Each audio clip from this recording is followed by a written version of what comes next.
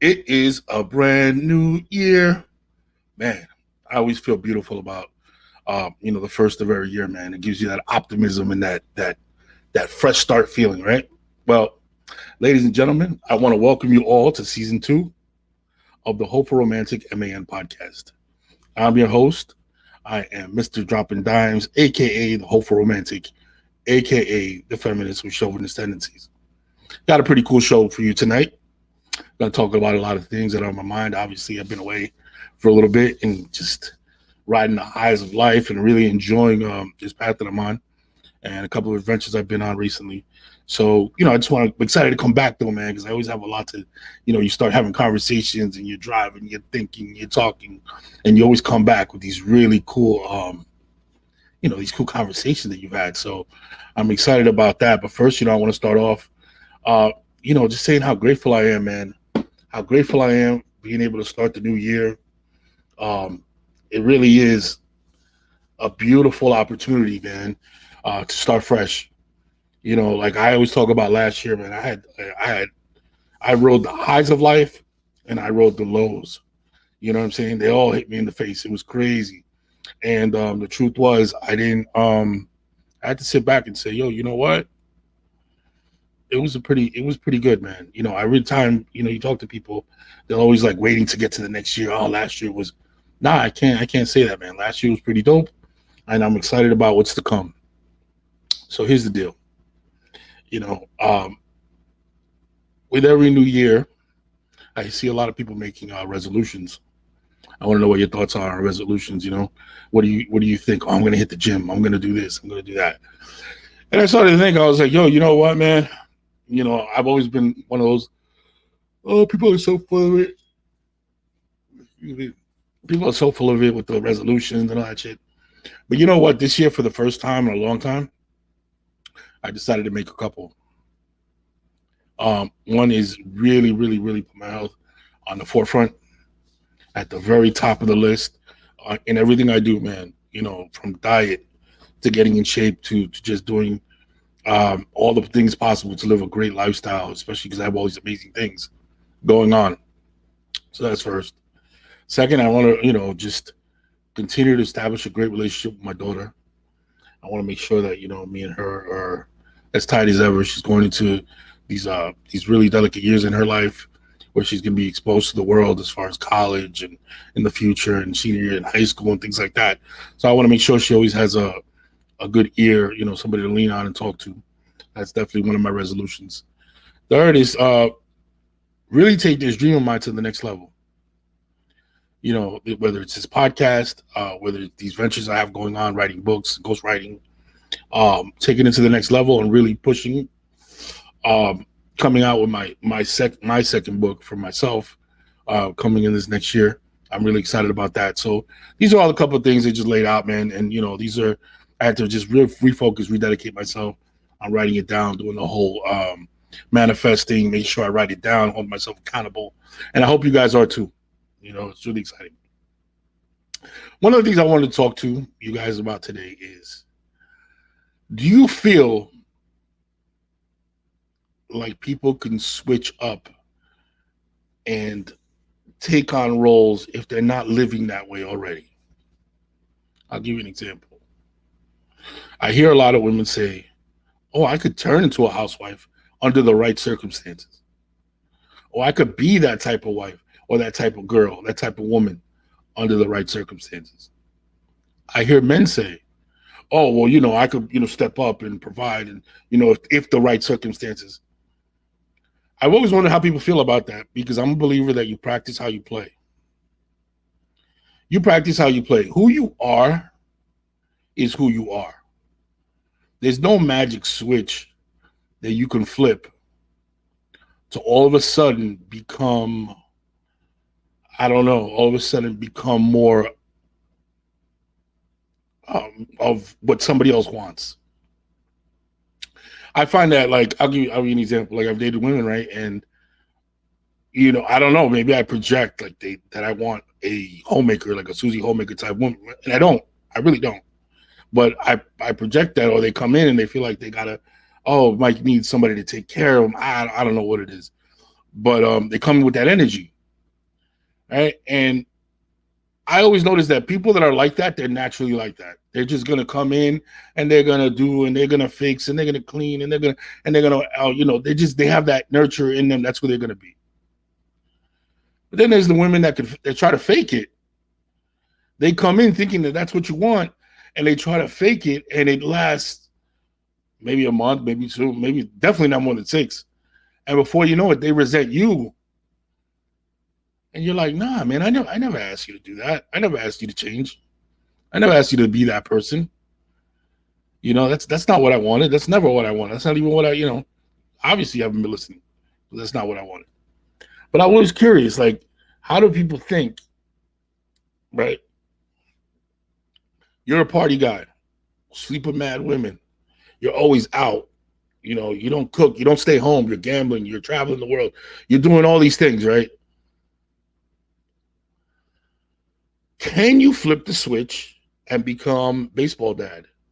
Can you flip the switch and become, provider home, one person, one woman, one day at a time? You know what I'm saying? 9 to 5 job, or better yet, whatever that entails. Can you be that? A lot of it has to do, at least for men, a lot of it has to do with the woman that comes into their life. The right woman comes into your life and you adjust accordingly. You become this man, not because of them, but you become this man that wants to protect. You become this man that wants to provide. You become that. I can see that. You know what I'm saying? I've witnessed that. I've been that. I've experienced it. But my question is to women. If you're a party girl, you're out smoking weed, chilling, hanging out on party boats here in Miami, wilding, acting up. Can you now flip the switch and all of a sudden become a housewife? Can you do that? I'm not sure about that, man. I'm not sure about that. I'm sure you could be obviously a better version of yourself, which is what I would hope you do. You become a better version of yourself. You know what I'm saying? You don't necessarily become the mold or whatever you think somebody else wants. I don't think that could happen.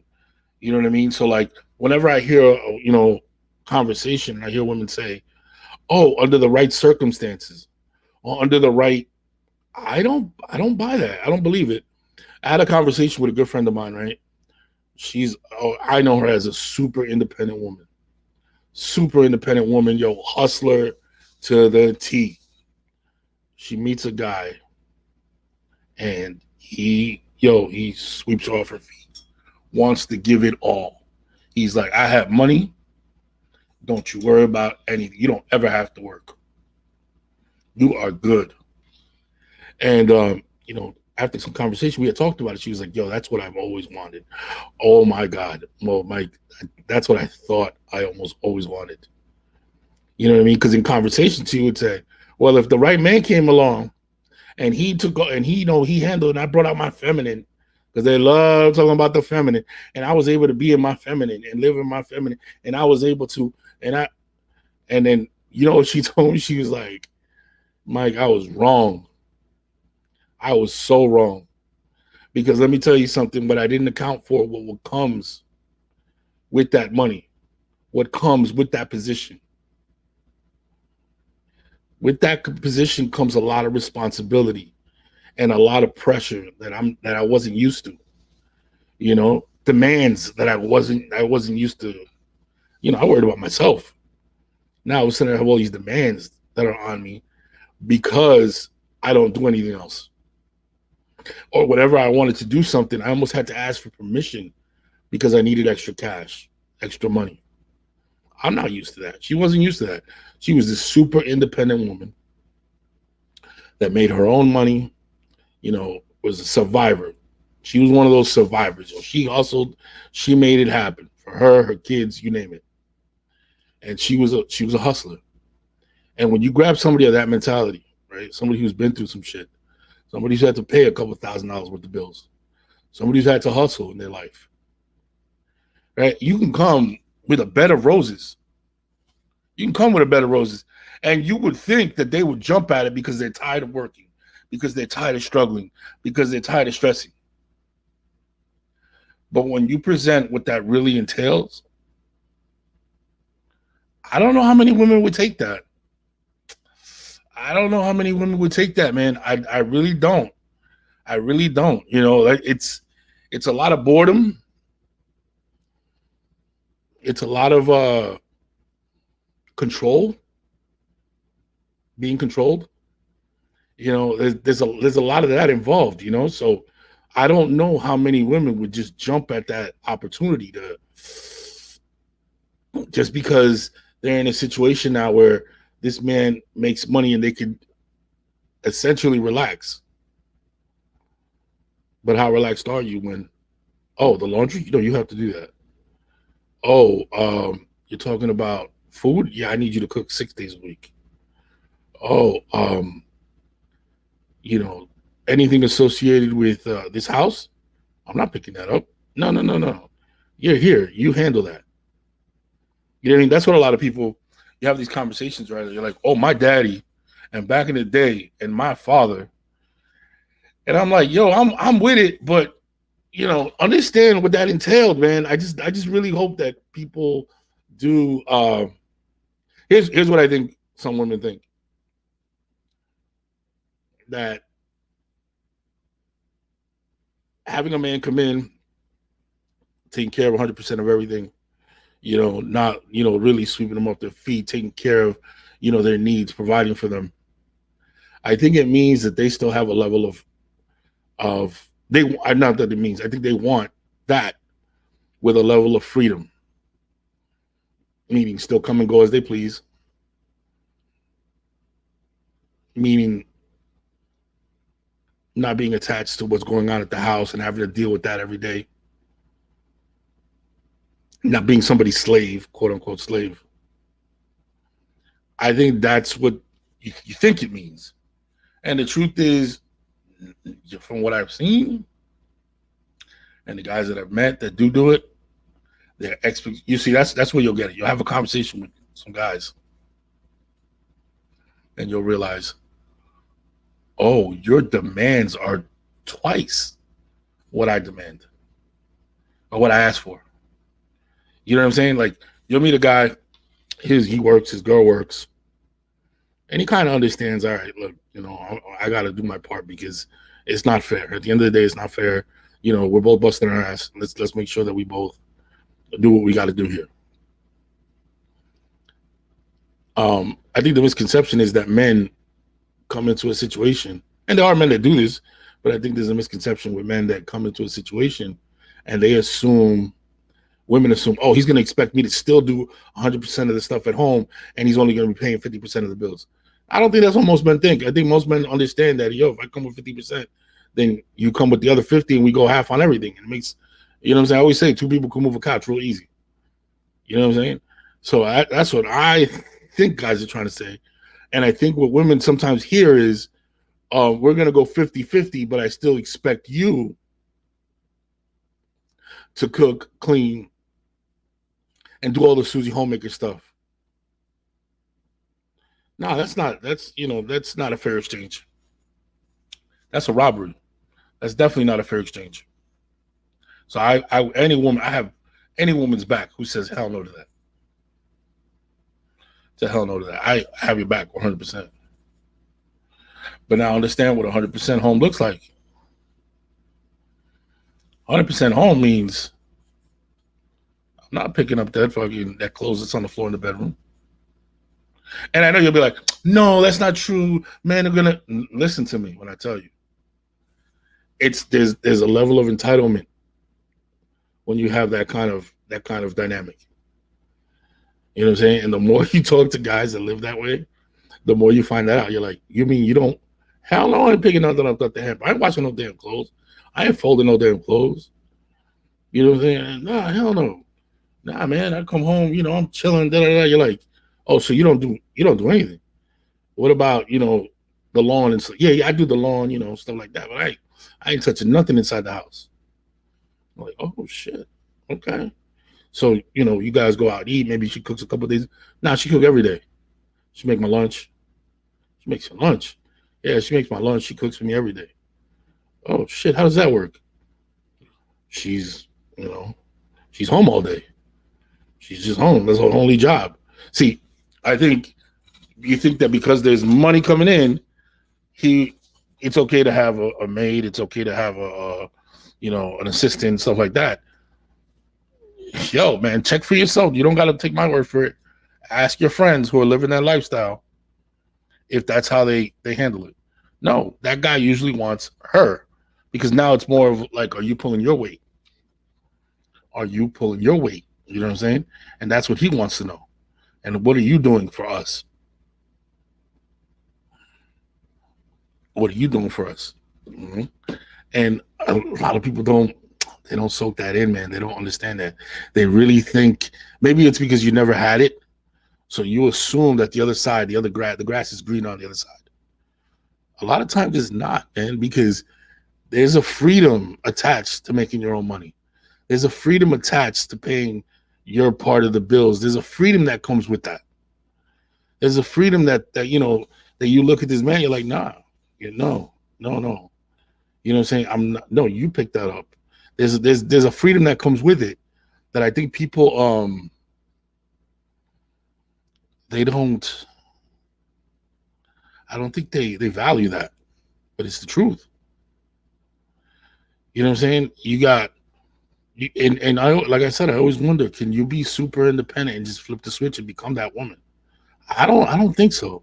I think you definitely practice how you play. So if you're a go out every Tuesday, Thursday night type of chick, if you're at the bar, if you're at the club, you're not changing. I was in a relationship like that at one point, where in the beginning she catered to me as a, oh, I don't go out like that. Oh, I only go out, every now and then, da da da. And then as we got involved, she started to resent me for changing her. And I was like, I never changed you. I don't know where this came from. Why you turned into this woman. You know what I'm saying? But she, all of a sudden, she's like, and then all of a sudden you start to see the real her. And it's, oh, I go out Thursday, Friday, Saturday, Sunday. I'm out all the time. I want to be out with my girls. I need to have my ladies. I need to have this. I need to have that. And you're sitting there like, oh, but that's where I retreated as well. Because I was like, well, if I'm not getting 100% of you, why am I putting in 100% of me? And that's where those questions start to arise. You know what I mean? And I think that's what guys start to feel. Guys start to feel like, if I'm not getting 100% of you, why am I putting in 100%? And if a guy felt like you were the type of woman that can give him 100% of you, I don't know how many guys would have a problem. Now I'm not trying to say anybody wants a Miss Sealy. I don't like the color purple. Nobody wants that. But nobody wants a Suge either. Let's keep it 100. Nobody wants a Miss Sealy, but nobody wants a Suge either. You know what I'm saying? Let's put that out there. In other words, that Susie Homemaker, nah, I'll pass. It's cool for a little bit, to be able to whatever. But I also don't want a street chick. I don't want a chick that's out there. You know what I'm saying? That's not my style. Just because you have the right to be that. I'm not saying any woman can't go out and part and be her, find her sexuality, sleep with whoever she wants. You can do that. I don't, and I have the right not to want that. I have the right not to want that. Let's be clear on that. One of the questions I get a lot of is I actually saw this on TV. It says, if your current girlfriend or wife presents her ex as her friend, beware. If your current introduces her ex as her friend, beware. Beware. I found that shit fascinating. I was like, what are they trying to say? Essentially, they're trying to say, yo, that's not your friend. That's an ex. That's somebody who saw you naked. That's somebody who fucked around with you. That's somebody who hurt you, or somebody who fucking planned something with you, or who's been out and been on adventures with you and done shit. Don't simplify it and be like, yo, that's my friend. That's not your friend. It's deeper than rap. That's not your friend. That's somebody who, you spend a weekend in a hotel and whatever with. That's somebody who knows about that tattoo on your, or that birthmark next to your, you know what I'm saying? Don't come here and try to do that shit. That's not cool. You got to be honest with each other. Same thing goes for men. Don't introduce a girl, oh, that's my friend. That's not your friend. That's your ex. That's the one that you freaking ate, a key lime pie for her. That's the one that you took and flipped upside down in the pool, down the slide, and did the, no. That's the one that does that thing with her, you know what I mean? Stop. Nothing pisses me off worse than that. That's my friend. No, it's not your friend. There's so much history there. There's stuff that happened there. There was connections there. And if you feel the need to sugarcoat that shit, you're not putting up my next topic. What is loyal energy? What is loyal energy? Loyal energy is simple, man. It's an energy that you put off, right? Where people they feel like they can't approach you with bullshit. They feel like you're not presenting anything, you're not showing them anything that makes them think hitting on you is okay. I'll tell you what's not loyal energy. Loyal energy is not, you can't fake it. See, I know some women, right, that they're in brand new relationships or they're in relationships and they don't talk or mention their ex. No, I can't. I would never do that. No, my God. And they do this thing where they like, out of respect for you. Bullshit. Stop it. No. Transparency is love. Transparency makes me feel secure. Transparency is what is good communication. Being open, talking to me about, yo, yeah, that's this dude, yeah, whatever, or like blah blah blah, or yeah, yeah, he's friends or whatever. Me seeing you interact, me understanding, not hiding it. I had an ex that she would, I don't like. She goes into this shell where she hides from all her exes and deletes and those. And you're like, for what? What are you running from? Now, don't get me wrong. I don't expect you to be all coochie crunch, all baby, or holding conversation with anybody. But at the same token, I'm like, yeah, cool. That's your ex. What's the drama about? Why all the? To me, that's not loyal energy. It's not. Loyal energy is that dude could be 2 feet away from me and I don't care. Remember, the opposite of love is not hate. It's indifference. Show me that you're indifferent around these people around you. Show me that there's no emotion attached. Show me that, nothing, they don't spark anger. Show me that they don't spark any type of emotion in you. Resentment, anger, whatever it is. Show me that. If you could show me that, then you're telling me I don't love this, I don't care about him, I don't think I'll remember him. If you're still doing the hiding, the not talking, the not mentioning, the out of respect, then something's up. Something's up. Your energy should speak for itself. I'm happy. I always say this, man. You want to, I'll tell you right now, I walk into a room, right? And I have witnesses to this. My sisters have seen it. Friends have seen it. Where I'll come off and I'll be like, there's nothing worse than I love my husband type of woman. There's nothing worse than an I love my husband type of woman. What do I mean by that? You meet a girl, you meet a woman, she's out, let's say at an event, at a party. And you meet her, she's cool as hell. Hey, cool, da da da. And every 3 seconds, she's like, because my husband, and I love my husband, and my husband, because my husband, and no, not my husband. I hate to say this to you, but you know what I start to think? Oh, she wants the fuck. She talked about her husband 100 times. It's like she has to put him out there in the forefront of her mind to block you because she sees something in you or she likes you. So she's putting that out there like a weapon, like a shield. My husband. And all of a sudden you're like, oh, she wants to hook up. This is crazy. And I'll tell you the difference, right? The difference between a woman that really loves her husband and a woman that just throws it out there like a shield. is this. You ever ask a woman that is genuine in love with her husband? How's your husband? He's all right. He's all right. He's cool. Just, it is. That's it. Nothing more. I don't have to tell you anything. He's great. Cool. That's it. End the conversation. And then you don't hit on them. You don't go after them. You don't try to talk to them because they don't project that energy. That energy is right there. It's like, no, you have no shot. You have no shot. Don't even try. Don't look this way. We're good. Your actions, your body language, everything speaks for itself. That's loyal energy. Not, oh, because my husband, and you meet these guys, my husband, and I'm married because I'm married, and look at my ring, and my husband. That's not it, baby. That's not it. You're screaming to me, I'm miserable. You're screaming, I'm not happy. You're flashing them all over your social media. Look at us and look at us and look at us and look at us and look at us.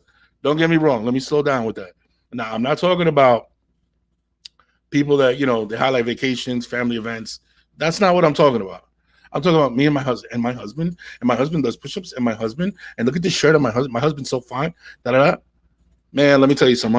I'm on the other side of this keyboard like, damn, I wonder how long she's been miserable. Or is he an alcoholic? Or does he hit her? Or he cheats? Or some shit, right? Don't get me wrong. Same thing for men. I'm happy. Look how happy I am. Look how happy she makes me. She.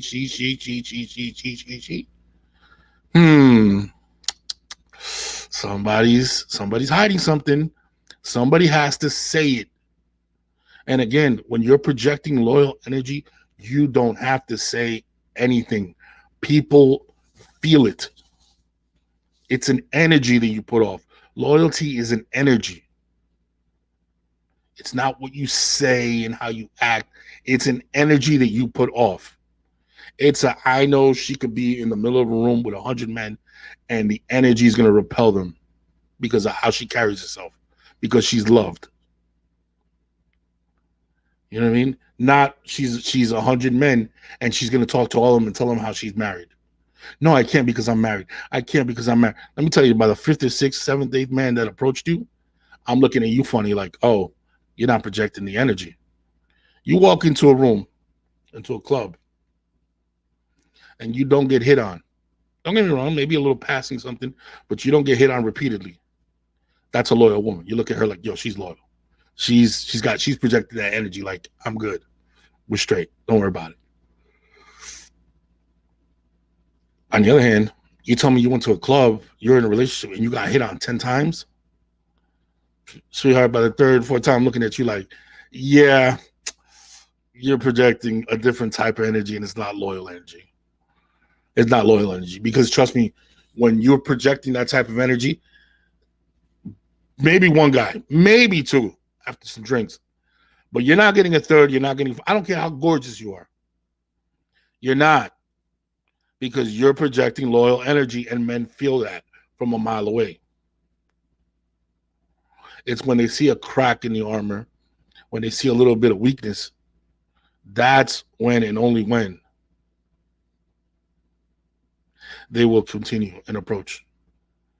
That's why the whole my husband, my boyfriend, my husband, look at us here, look at us there, look what we do, us together and together forever, and us and us and us and us. You're like, oh yeah, no, that's over. That's over, or it's not going to last very long. It's not a good look. It's not a good look. You know what I mean? It's all about the energy that you project. I'll always say it. I'll say it off the mountaintops. When you have a good woman or you have a good man, the energy they project speaks for you. It speaks for you when you're not in the room. So she could be there, he could be there, and it speaks on your behalf. It tells everybody, get away, I'm happy. Get away, I'm in a good space. Get away, you have no shot in hell. It's the energy I'm putting out here. And people receive it. They're like, oh yeah, okay, I get it. On the flip side of that, when you want to engage everybody and you want to talk to them and you want to tell them about your husband and you want to tell them about your boyfriend or you want to tell them about your girl and my girl, because I promise you, there's somebody out there reading you saying, oh, they're not happy. Oh, this ain't gonna work. Oh, I don't think this is it for them. That's crazy.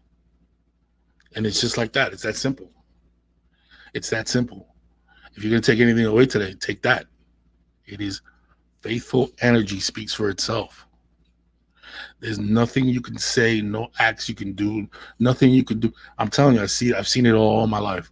I've seen women put on this act of, oh no, like they shelter themselves and they cut off every ex they've ever had that was a friend and everybody, and they stay and they go into this cocoon while they're with you. And the truth is, you're like, why that extreme? Why do you feel like you have to go to that extreme? Why hasn't your energy spoken for itself? That when anybody ever approaches you or tries to call you, you're like, no, I'm good. Just let's leave it there. I'm not gonna delete you. I'm not gonna. You can just look at my life. I don't care. The opposite of love is not hate. It's indifference. Show me that you're indifferent. That indifference is that energy that you need to project. That's loyal energy. All right, ladies and gentlemen, we're going to take a quick break, and I want to talk about a product that I highly endorse, that I absolutely love. It's a quick commercial for one of our first sponsors, QueenMeech International. In this life, some people are in a rush to reach their destination, while others prefer to enjoy the ride. Some drink to get drunk, and some savor the taste of fine wine or a good meal. If you're on the latter, sit back and delight in a unique journey with QueenMeech International. Her scents and unique infusion methods are designed to take the proverbial edge out of life. QueenMeech's number one goal is to guide you down a more sophisticated and gentle cannabis experience. Perfect for meditation, yoga, or turning down from the stress of daily life. Backed by hours of research, our candles are made from a unique blend of imported oils and a wick that burns slower and cleaner to get the most out of your investment. If you're someone who enjoys the finer things in life, we would love to be your introduction to the high life. You can find us on Instagram at QueenMeech International, or you can also email the QueenMeech@gmail.com. That is the QUEENMEECH @gmail.com for your candles. They come in different tins. Right now, she's working on a brand new set. This is you'll find her logo. It's absolutely fantastic. Burn slow. I will only endorse things that I believe in, and I promise you, I light one about once or twice a week, especially if I have writer's block or I'm thinking on a project or something. I really slow down, and I really take the time, and then just kind of a little chill comes over me. I really enjoy it, so I figured I'd put that out there for you guys. QueenMeech International. Check her out at queenmeech.com. All right, moving on. Now I like to go to the part of the show where we talk about my inbox. And I got a pretty good one today. And I'm curious to know, as people listen to the show on Spotify, Amazon, iHeart, iTunes, what they're going to think. And I love a lot of the replies I get after the show airs on those platforms. People will listen, and a week later I'll get an email. Hey man, I heard what you said. I thought it was great. Blah blah. Or they hook me on my Instagram, which is Mr_DROPN DIMES. Mr_Dtop'N Dimes on Instagram. You can catch me. Okay, says Dropping Dimes. Message from the inbox. Mr. Dtop'N Dimes. Here we go. Dear Dtop'N Dimes, I recently cut my hair. I always had long blonde hair down to the small of my back. I've had it since I met my husband. I decided to cut it short. I mean short. I never asked his opinion or had a conversation about it. He hates it. What he thinks is important to me, but I like it. We've been married for 12 years, and he is an amazing man, but I don't think my hair is his business. Thoughts? Oh. I'm going to give you one making an assumption, and then I'm going to give you one just based on what you wrote. My thoughts based on what you wrote. My assumption is you're pissed at him and he did something and something went on, that this is your F you to him. This is a big F you to him because you knew how he felt about it and you went and did it anyway. And a lot of times a woman's hair, and when she cuts it, is a symbol of like starting new, starting fresh, or something happened. But I'm going to backtrack. Because like I said, I'm only gonna go by what you wrote to me in the Dtop'N Dimes. Oh, your body, your choice. That's the simple answer. Your body, your choice. But here I go as the feminist with chauvinist tendencies. What you did is some bullshit. What you did is some bullshit because you stated here, and you wouldn't put that in there. He's an amazing man. As an amazing man, he probably doesn't even ask for much. He's attracted to you. He thinks you're hot, still makes love to you, looks at you. I'm not saying don't cut your hair. Your body, your choice. But not talking to him about it, not asking him his opinion, not maybe compromising, that's bullshit, man. And that's foul. That's why it leads me to believe that you were trying to hurt him on purpose. That he did something or said something happened that you didn't like. That's why I want to, if I could make that assumption. But again, I'm just going to go based on what you wrote. That's some foul shit, man. Again, your body, your choice, man. It's your hair. Do what you want with it. Sure. Okay, cool. But he also has the right to feel how he feels about it. Now, when he won't touch you, when he feels like you look like a 12-year-old boy, or when he looks at it and it's like, ugh, you remind me of my grandmother, then don't get pissed. When the sex life dwindles, when the level of attraction shrinks, the communication starts to shut down, when things start to go south in your relationship, you lost your right to complain and to talk. You lost your right to complain and to talk because you disregarded his feelings and his emotions. It's a compromise. You're in a relationship, dude. You're in a relationship. Again, it's you have the right. I can't say that enough. You have the right to do what you want. To wear your hair the way you want. That's your right. But he has the right to feel how he feels about it. You don't have the right to cut your hair and then dictate that he's supposed to like it. Especially when he already told you, I don't like it. It's not for me. That's not for me. I don't like that. He probably was and I'll never, again, that's why I could only assume that there's something deeper and that something happened. Because the truth is, why would you break something? Why would you fix something that wasn't broken? There's women out here every single day that wish that their husband found them attractive, that wish their husband would have sex with them, that wishes their husband would look at them with loving eyes.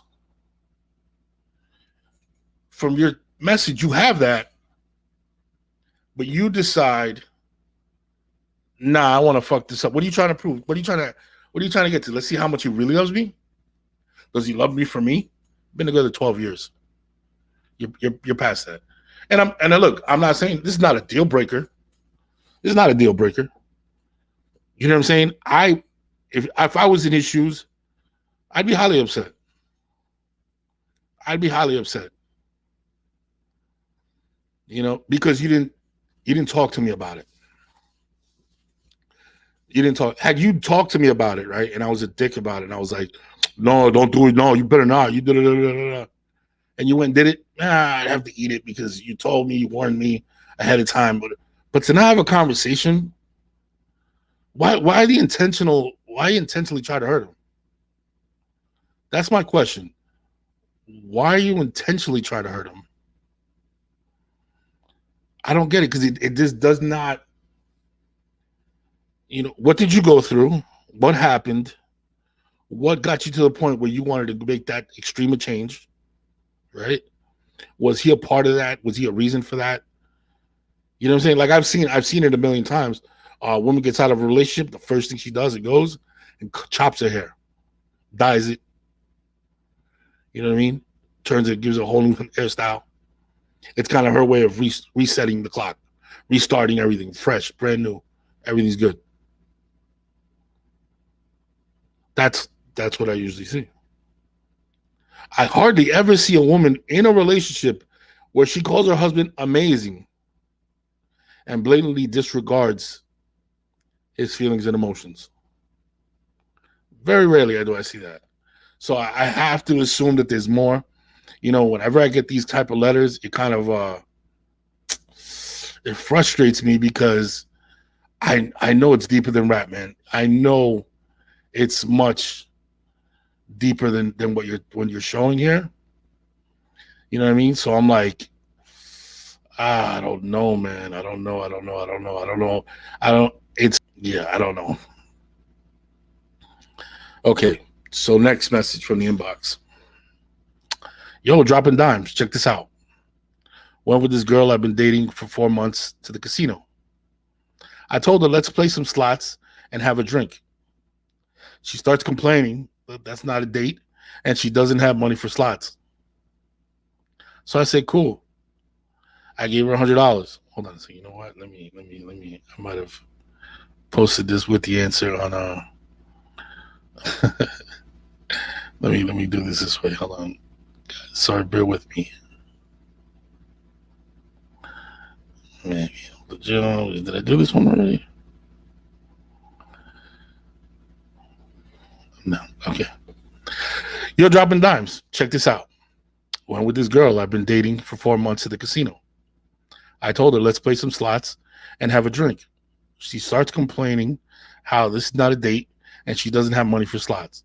So I said, cool. I gave her $100 and said, have a seat next to me. She's playing it real slow, 25 cents at a time. I reach over and playfully press max bet, and she hits for $1,800 jackpot. As the night goes on, I see I'm still paying for drinks and food. So I call her out. She got offended that I would even mention her money. She got all offended I would even mention her money. Okay. All right, buddy. Check this out, man. You gave her the $100, bro, just because she won. That's par for the course. You gave her the $100 with the intent to have fun because you were trying to get laid. Let's call it what it was. You were trying to get laid. You gave her the $100. You didn't like the way she was playing, so you hit it. Boom. She hits for $1,800. Here's the thing. You dodged the bullet. You dodged the bullet because there's a lot to tell from the situation. Now, if you were just looking for sex, somebody to mess around, then just continue with the date. Try to get the draws. Do what you got to do, you know? But if you were looking for more than that, this is a red flag as far as what kind of woman you want in your life. Now, granted, it's her money. She gets to spend it however she wants. It's, she doesn't owe you. She probably has some really serious bills and is stressed out about money. And this 1,800 is coming right on time,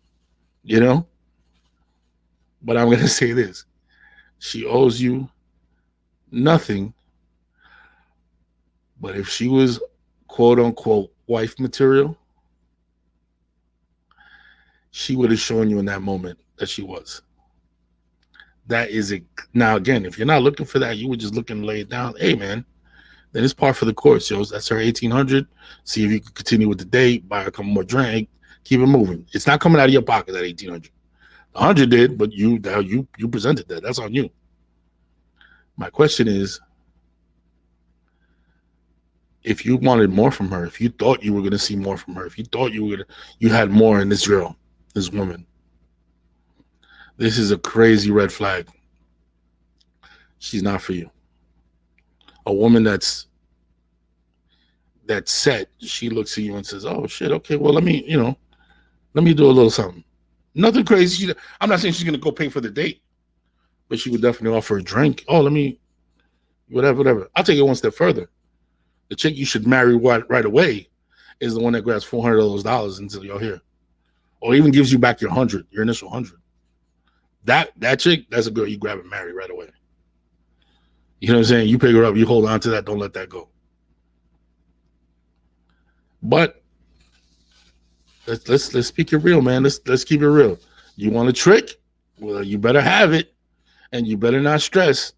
You know what I'm saying? I hope, right, that you didn't turn bitch halfway through the date and get all pouty and I hope you continued as the guy, the man I hope you are, right? Puff your chest and just be like, all right, cool. All that 1800, come on, let's go. Let's keep the date going.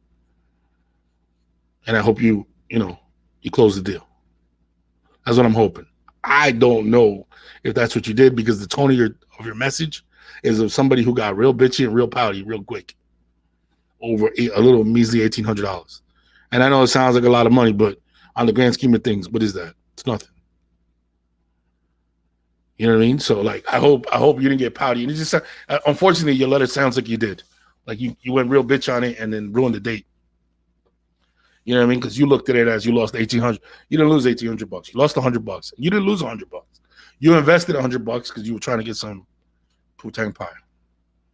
You were trying to get that pie for $100. That's what you were trying to do, and all of a sudden $1,800 comes out about it, and the bitch comes out of you, and all of a sudden you get all pouty. And why do I got to pay? And why do I have to do? And that's not fair. And that's not fair.